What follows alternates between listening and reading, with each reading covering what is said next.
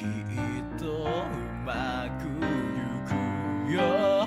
どんな時だってずっと二人で、どんな時だってそばにいるから、君という光が私を見つける。くしょみがくしょ。ああバカだね。タイミングを考えてくれ。ずっと我慢してたのに、なんで今なんですか。うるさいらしい。